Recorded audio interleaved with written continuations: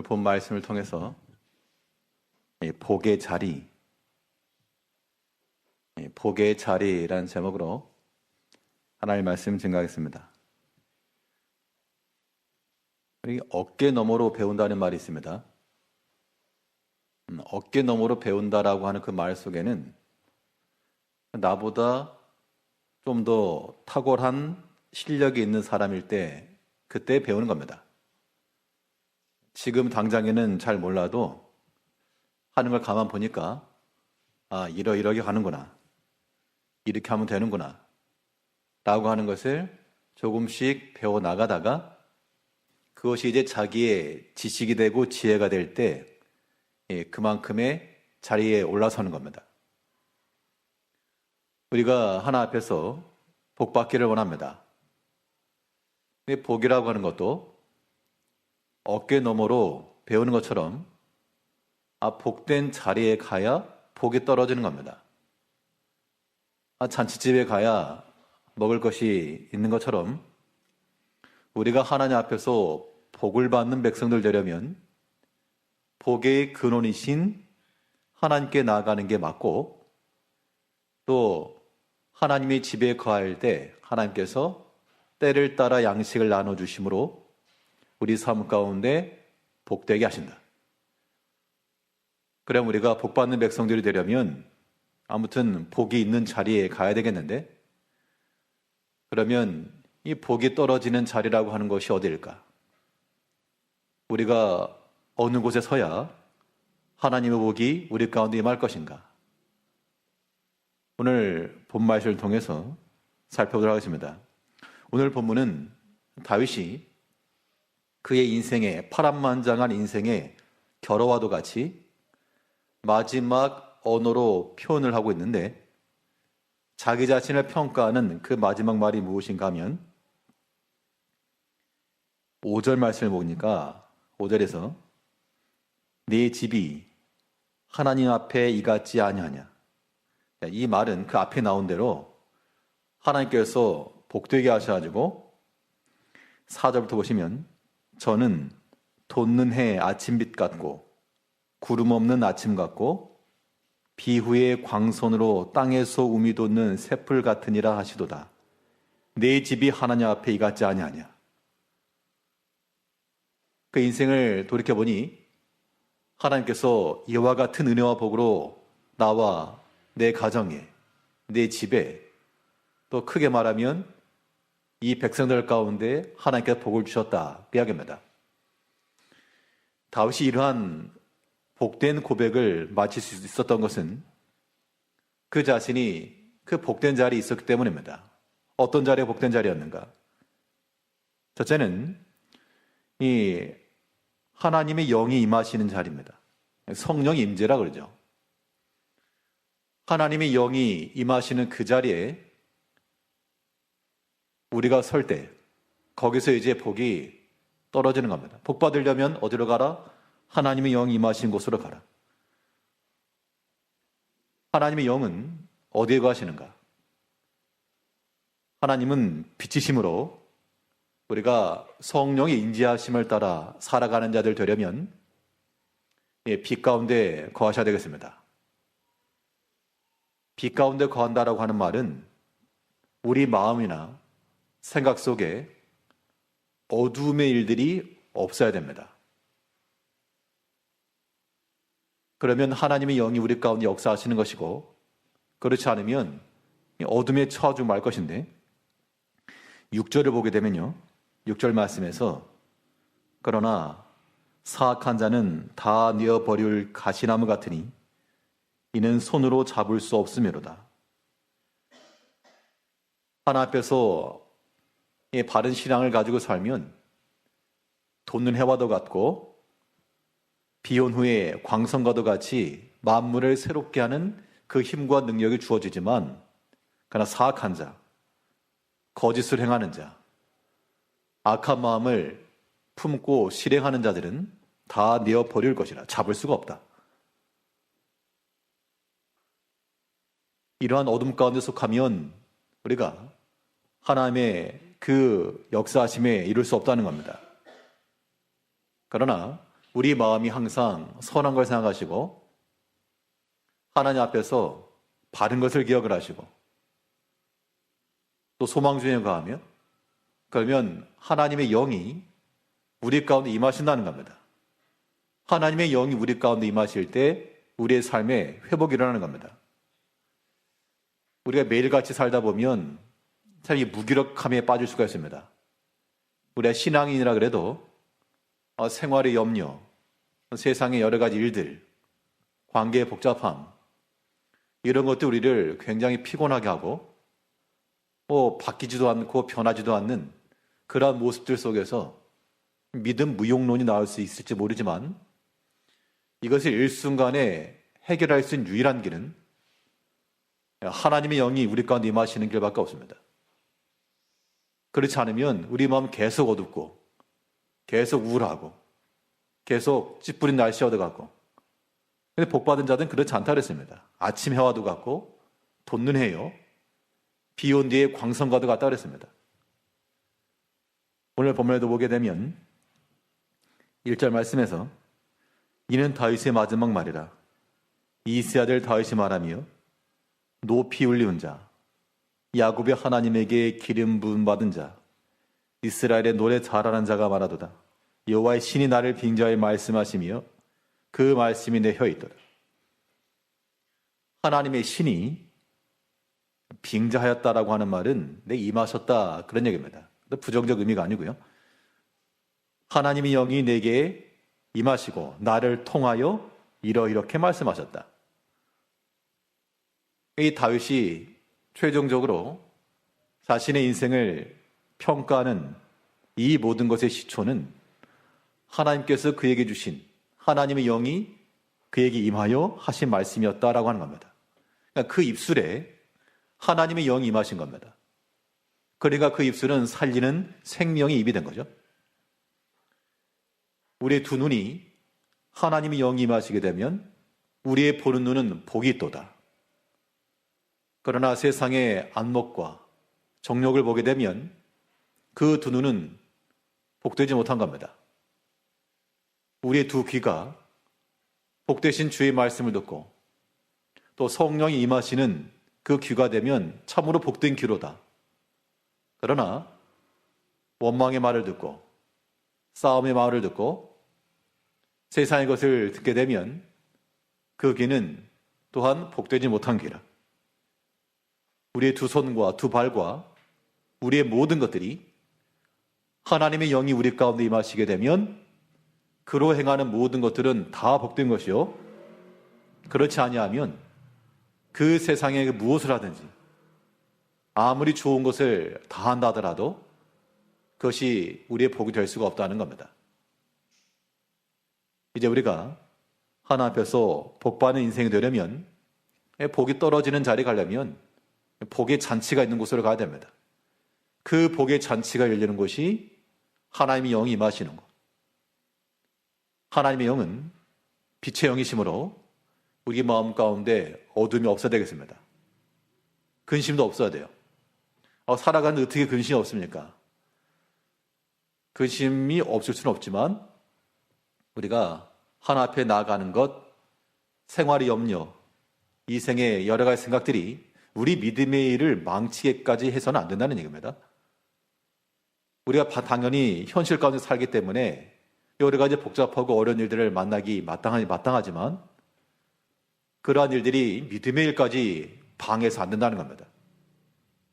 세상에 그 어떤 일이 하나님 앞에 나아가는 일을 막을 것이며 예비하는 시간을 대체할 것이며 기도하는 시간을 방해할 것이며 우리가 하나님 앞에 나아가 우리의 모든 마음과 생각과 입술까지라도 다 내어드릴 때 그것이 복된 길이다. 그렇게 해서 우리가 어깨너머로 복을 하나씩 보고 배우는 겁니다. 빛 가운데 계신 하나님께서는 모든 어두운 것들, 죄악된 것을 용납지 않으시므로 우리가 만일 그러한 죄악된 것들을 품고 있을 때 그것을 당연히 버려야 되겠죠. 빛 대신 하나님께 나아가려면 우리가 하나님의 영의 임재하심을 받으려면 우리 속에 숨겨져 있는 것들을 그대로 가지고 나갈 수가 없다는 겁니다. 죄를 지은 사람은 그것이 드러나지 않을 때는 상관이 없죠. 죄가 드러나지 않았으니까 그 드러나게 되면 그것이 굉장히 큰 두려움이 되는 겁니다. 자기 수치가 되는 것이고요. 드러나기 전까지는 그 자기의 유익이었고 자랑이었고 자기가 잘했다고 생각할 만한 것이지만 드러나고 나면 참으로 부끄러운 겁니다. 하나님 빛이 하나님이라고 그랬습니다. 우리가 마음속으로라도 혹여라도 우리 마음속으로라도 생각으로라도 또 실제 행동으로라도 범죄한 것들이 있다 그러면 크고 작은 것을 다 떠나 그거 다 버리시고 쓰레기를 버리는 것을 아까워할 사람은 없을 겁니다. 다 버리시고 오직 빛 가운데 하나님께서 기뻐하실 만한 것들을 우리의 소유로 삼아가야 됩니다. 하나님의 영이 임재하시는 그곳에 복이 있고 또 그러한 사람들이 복된 겁니다. 그러기 위해서 우리가 모든 어둠의 일을 버리고 다 빛 가운데 나아가야 될 것입니다. 또 하나님의 영이 우리 가운데 임하시게 되면 하나님의 영이 임하시는 자리라고 하는 것은 말씀이 임하시는 자리죠. 말씀 가운데 거해야 됩니다. 하나님께서는 그의 말씀과 더불어 동사하심으로 함께 역사하시기 때문에 하나님의 영의 인도하심을 받는다 할 때는 거기에는 반드시 말씀에 따라가게 되어 있습니다. 오늘 본문에서도 다윗이 하는 말은 하나님의 신이 내게 임하셔서 내 입에 말씀을 주셨다. 2절에서는 여호와의 신이 나를 빙자하여 말씀하시며 그 말씀이 내 혀에 있도다. 이스라엘의 하나님이 말씀하시며 이스라엘의 바위가 내게 이르시기를. 지금 바위 다윗이 자기의 인생에 있어서 하나님께서 나를 이렇게 복되게 하셨다 라고 최종 결정 내릴 수 있었던 것은 하나님의 영이 자기에게 임하셨고 그의 입을 통하여 말씀하셨기 때문에 그 말씀에 비춰보니 참으로 그러하다. 무슨 다윗이 왕으로 지냈기 때문만 아닙니다. 사실 왕으로 지내면서 그의 지난 역사를 살펴보게 되면 참 부끄러운 개인적인 일도 있었고요. 그런 간음에 관한 일들이 드러났는데 그게 자랑스러울 사람이 어디 있습니까? 이 가운데 그런 일이 있다 그러면 얼굴 들고 다닐 사람 없죠. 다윗은 그런 개인적인 씻지 못할 큰 아픔이 있었지만 그래도 불구하고 내가 복받은 인생이라. 또 그 가정 가운데는 자녀들 간에 그러한 살육이 있었고 살인이 있었고 아버지에 대한 반역이 있었고 피가 난 자였고 어떻게 보면 어떻게 하나님을 경외하는 자의 가정 속에 저럴 수 있을까? 차마 누구에게 말 못할 만한 그런 사정들이 다 있다는 겁니다. 그럴지라도 그런 것을 가지고 내가 복받았다, 실패했다라고 말하지 않고 하나님의 그 언약의 말씀이 내게 유효하였고 하나님의 선하신 뜻이 나를 통하여 이루어졌고 그것을 가지고 하나 앞에 복받았다라고 말한 겁니다. 이제 우리 모든 성도들이 하나 앞에서 참으로 복된 자리에 서시려면 하나님께서 우리에게 말씀하시는 바 그 하시는 말씀에 우리는 귀를 기울여 마땅합니다. 그 말씀에 의해서 우리 자신을 판단하는 겁니다.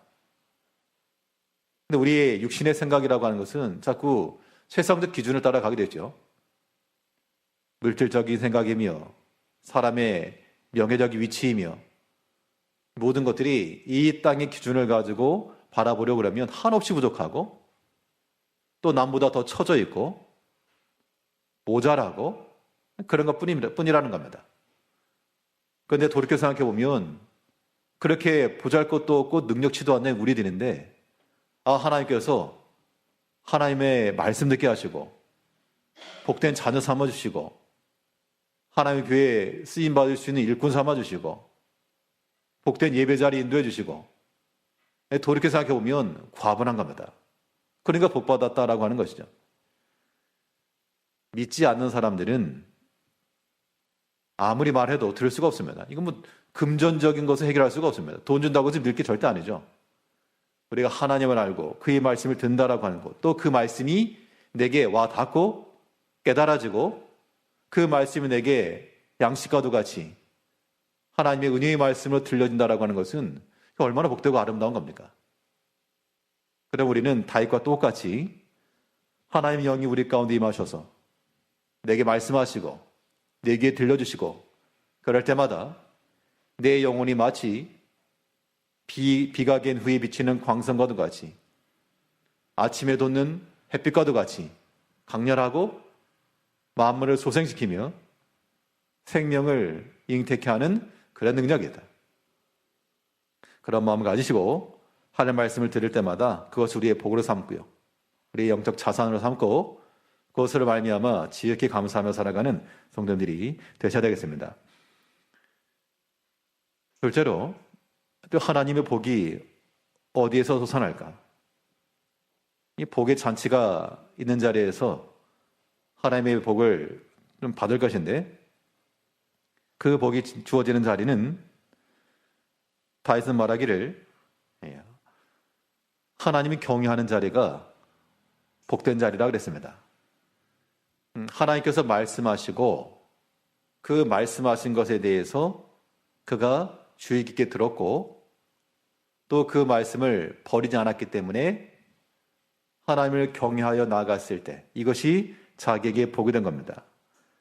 우리 3절을 보시게 되면 이스라엘의 하나님이 말씀하시며 이스라엘의 바위가 내게 이르시기를 사람을 공의로 다스리는 자 하나님을 경외함으로 다스리는 자여 저는 돋는 해의 아침빛 같고 구름 없는 아침 같고 비유의 광선으로 땅에서 우미 돋는 새풀 같으니라 하시도다. 내 집이 하나님 앞에 이같지 아니하냐. 이 말인즉슨 내가 하나님 앞에서 사람을 공의로 다스렸고 하나님을 경외함으로 다스렸다. 그 이야기입니다. 사람을 공의로 다스렸다라고 하는 것은 하나님을 경외함 속에 다 포함되는 것으로 우리가 이해할 수 있습니다. 하나님을 경외한다라고 하는 것은 경외한다라고 하는 것의 그 실천적 증거가 무엇인가? 우리가 누군가를 경외한다. 혹은 조금 두려워한다. 혹은 의식한다. 그러면 그의 하신 말씀들에 대해서 우리가 어떻게 반응하는가? 우선적으로 섬길 수밖에 없습니다. 내가 만일 그 말한 사람에 대해서 무시하지 않고 무시한다거나 하찮게 여긴다 그러면 귀담아 들을 리가 없겠으나 분명 나에 큰 영향을 미치고 있기 때문에 내가 이거 놓쳐서 안 된다. 그러면 우선하여 행하는 겁니다. 지난 뉴스 가운데 사우디에서 왕세자가 오니까 경제수장들 한 걸음에 달려가지고 그 사람들 아쉬울 게 있다고. 왜냐하면 그만한 위치에 있으니까 자기가 이렇게 무시할 수 있는 상황이 아니기 때문에 다른 일을 대쳐놓고 간 겁니다. 우리가 하나님을 섬긴다라고 하는 것, 하나님을 경외함에 있어서 마찬가지입니다. 근데 우리가 세상 권력자만큼도 생각하지 않는 거죠, 사실은. 하나님에 대해서. 우리가 하나님께 나아가는 시간이며 하나님을 섬기는 이 모든 일들이며 이것을 처음으로 인오주의 왕이시며 주권자이신 하나님을 섬긴다고 생각하지 않기 때문에 우리가 만사 제쳐두고 가지 못하고 여전히 자기 시간에 바쁜 겁니다. 자기 일이 귀한 거예요. 가만 생각을 해보게 되면 우리 여러 가지 핑계를 댈 수 있는 것이 분명히 있으나 그러나 과연 그러한가? 참으로 하나님을 만왕의 왕이며 이 천하의 주권자로 알고 내 생명의 주관자로 알고 섬기고 있는가? 그렇지 않다는 겁니다. 만일 그랬다 그러면 우리 열일을 제쳐놓고서라도 하나님 앞에 달려나가는 거죠. 하나님을 경외함이라고 하는 것은 이런 겁니다. 우리의 생활하다 보면 때로 시간이 없을 수 있고 바쁠 수 있지만 하나님을 섬기는 기본 자세는요.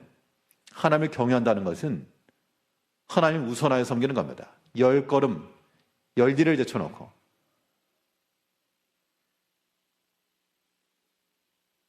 우리가 지나치게 하나님을 가까이 한다라고 말하면서도 하나님을 경외하지 않는 경우가 많이 있습니다. 내 발밑 하나님을 섬기는 거죠. 필요할 때는 언제든지 내가 콜하고 싶은데 하나님께서 우리를 부르실 때는 선택입니다. 선택. 자기 형편에 따라서, 기분에 따라서, 상황에 따라서 그게 어떻게 하나님을 경외하는 것이 될까? 하나님과 친분이 있고 그냥 아는 정도? 가끔 문자 보내는 정도? 그 정도이지 하나님을 경외한다? 하나님을 섬긴다? 이 정도까지 나가려면 열일을 제쳐놓고서라도 주의 말씀이 선포되는 것이면 가장 먼저 달려가는 것이고요. 다른 걸 둘째치고서라도 이 주의 교회를 위해서 내가 기쁜 마음으로 수고하는 것이고요. 이런 겁니다. 그런 사람들이 복이 있다. 그러니까 세상적인 복을 말하면 뭐 교회만 다닌다고 복 받냐? 일을 해야지. 우리가 하나 앞에서 받는 복이라고 하는 것은 이 땅의 것으로 계산할 수 없는 거 아니겠습니까? 분명 성경에도 보면 우리의 모든 믿음의 수고, 이것은 결코 헛된 수고가 아니라 하였고, 또 우리가 작은 것 하나에 충성하였을 때 하나님께서 하나님 나라에 더 큰 것으로 맡기신다라고 말씀을 했습니다. 이제 우리 각각 개개인의 삶을 살아가면서 또 우리가 하나님을 경외하며 하나님께서 우리에게 시간 주시고 또 우리에게 건강 주시고 기회 주셨을 때 하나님 잘 섬기셔야 됩니다. 이거 다 때가 있는 거예요. 하나님을 경외한다는 것은 어떻게 섬기는 것? 우선하여 섬기는 것. 내가 해야 될 일이 많이 있지만 그거 좀 뒤로 밀어놓고요. 내가 해야 될 일 조금 밀어놓는다고 해서 그거 뭐 대단히 없어지는 거 아닙니다. 그 다음에 가서 하면 돼요. 집에서 저녁 드시고 설거지 하지 않고 오셨어도 그것 때문에 교회 못 오겠다 그러시면 없죠. 집에 가서 또 하면 되니까.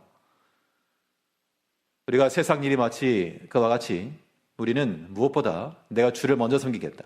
마르다와 마리아 기사 보면 아시지 않습니까? 마르다가 열심을 가지고 분주했습니다. 주를 섬기려는 마음으로.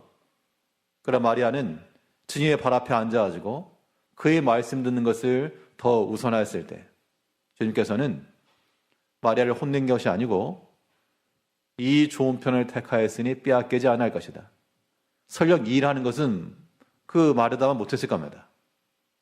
손이 빠르지도 못했을 것이고, 그러나 주님께서 누구를 칭찬하셨는가?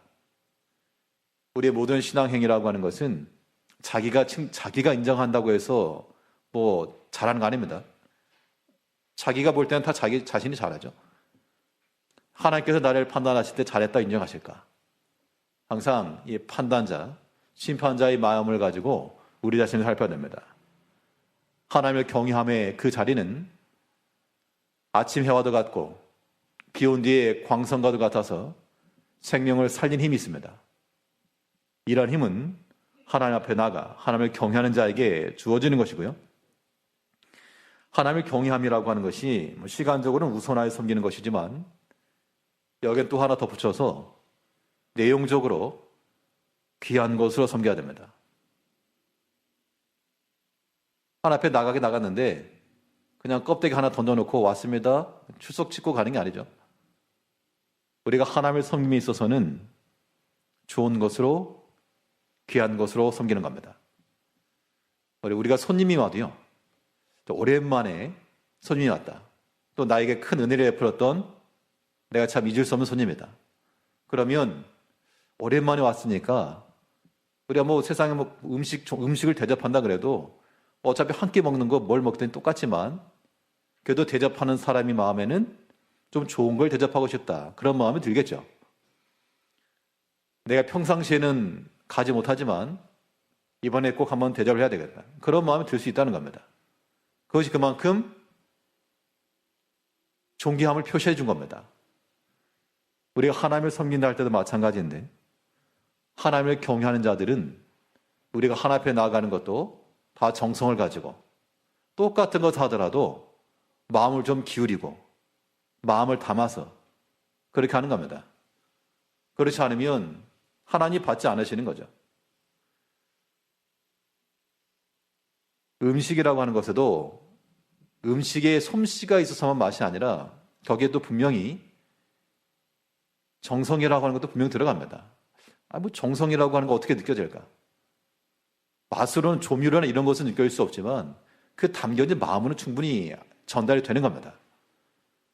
우리 하나님 앞에 나아가는 것도 마찬가지인데 똑같은 일을 하더라도 참 마음을 담아서 하는지 아닌지가 드러나게 되어 있습니다. 그런 경우를 보면 돼요. 다른 사람의 경우 말고 자기 자신을 살피면 됩니다. 자기 위치에서 내가 하나님 섬길 때 나와 같은 위치에 있는 다른 사람들은 어떻게 섬기는가?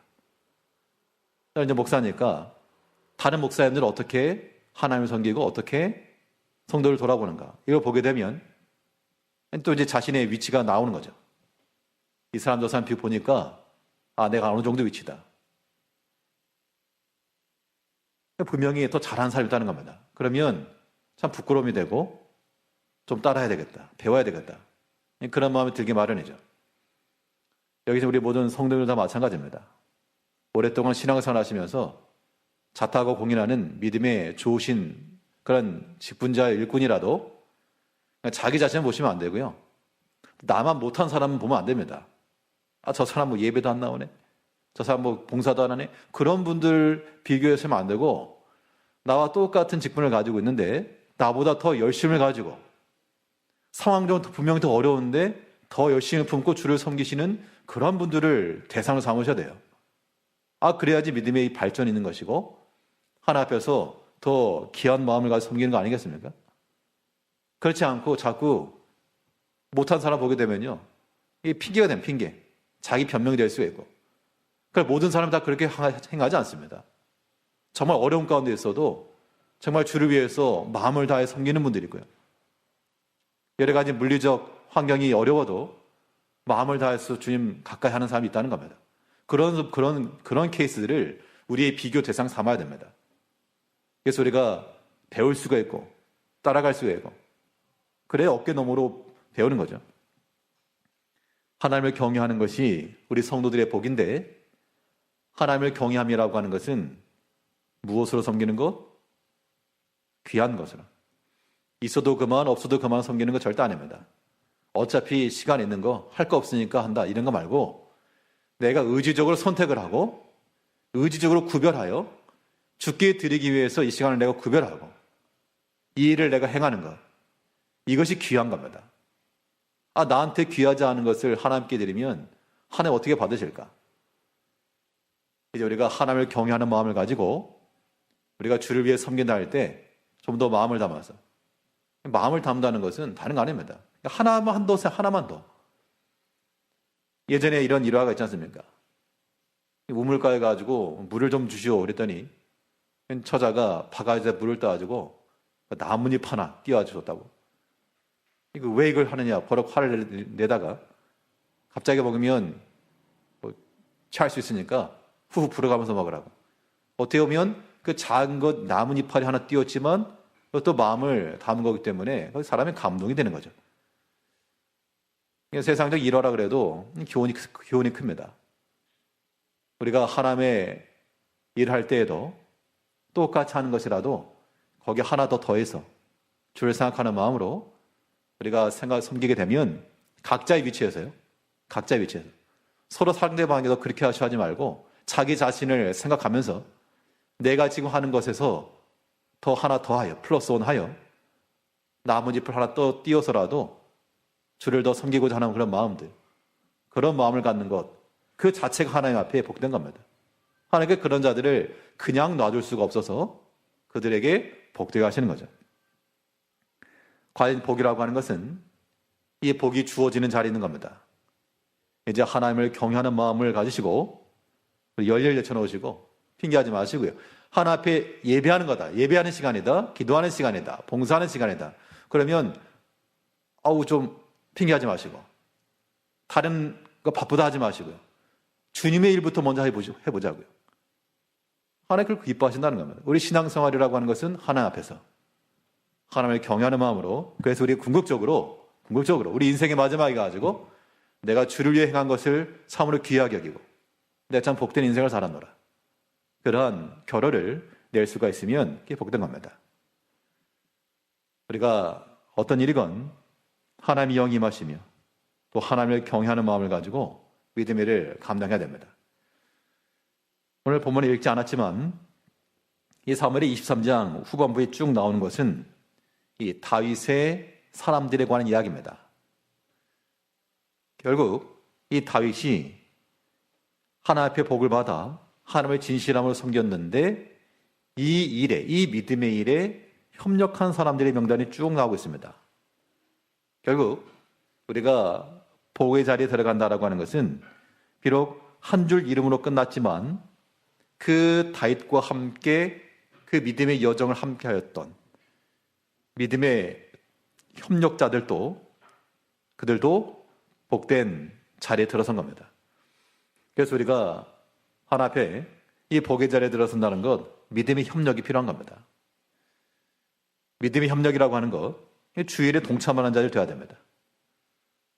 우리 모든 성도들이 또 직분자들이 우리가 하나님 일을 한다 할 때 가급적이면 함께 하셔야 돼요. 그렇지 않고 열애가 된다 그러면 하나님의 은혜와 축복에서 열애가 되는 겁니다. 오늘 본문의 8절부터 마지막 절까지 보게 되면 다윗과 함께 하였던 그 가운데는 조금 더 가까이 지근거리에서 있었던 사람도 있고 조금은 먼 거리 있었던 사람도 있지만 다 그 함께 일했던 사람들입니다. 그 스쳐지거나 한 사람 한 사람 이름이 지금 다 기록되어 있는 걸 보게 되면 우리가 주를 위해서 주의 일을 위해서 함께 수고한 이 모든 일 또한 하나님 앞에 잊혀진 바 되지 않고 남을 것이라는 겁니다. 이 믿음의 협력을 한다라고 하는 것은 결국 자기 자신의 역할을 충성히 행할 때 가능한 것이죠. 이 다윗과 함께 했던 사람들이 여러 가지 스토리를 보게 되면 다 살필 수 없지만 그 가운데서 참으로 다윗이 위기에 처했을 때 목숨을 아끼지 아니하고 그를 구해줬던 사람도 있었고 또 다윗을 대신하여 적진에 나가서 싸웠던 사람도 있었고 다 똑같은 자리에서 똑같은 위치를 섬긴 건 아니었으나 그 각자 자기 자신이 맡았던 역할에서 충분히 제 역할을 감당해 주었다는 겁니다. 그러니까 자기 자리만 잘 지켜도요 그러한 공동체는 힘이 있는 겁니다. 숫자가 많고 적의 문제가 아니고 얼마나 조직력이 있는가. 조직력이라고 하는 결국 우리 각자의 맡은 역할 내에서 충성하는 거죠. 이 목회 교역자들이 맡은 바 그 자리를 잘 지켜주고 우리 장로님들이 그 맡은 바 자리를 잘 지켜주시고 권사님들과 집사님들 또 모든 성도들이 모든 봉사자들이 그 맡은 바 역할을 잘 지켜주게 되면 특별한 것 하지 않아도 그 자체가 힘이 되는 겁니다. 한강에 다리들이 많이 있습니다. 그럼 다리 교량을 세워놓는데 그 다리가 어디 움직입니까? 그냥 있는 거죠. 그냥 있지만 비가 오거나 바람이 불거나 그 자리를 지키고 있으니까 그 다리가 안전한 것이고 통행이 가능한 겁니다. 그 중에 하나라도 부식돼가지고 부러지게 되면 전체 무너지게 되어 있습니다. 이제 우리가 믿음의 일에 있어서는 작은 일에 멸시하지 마시고 나 한 사람이야 그런 생각하지 마시고 나 한 사람 빠지면 전체 무너진다. 그런 마음을 가지셔야지만 하나님 앞에서 복된 겁니다. 믿음의 협력이 그렇게 되는 것이죠. 우리는 이 믿음의 일을 가지고 세상의 일과 싸우는 겁니다. 사단의 세력과 싸우는 겁니다. 믿음의 일이죠. 특별히 우리가 하나님의 교회의 공동체로서 우리가 이 주의를 감당해 나갈 때 사람이 모인 곳에는 항상 문제가 있을 수 있고 또 갈등도 발생하고요. 우리가 아무리 마음이 모아지고 친분이 있다 그래도 여러 가지 사람의 모습은 어쩔 수 없습니다.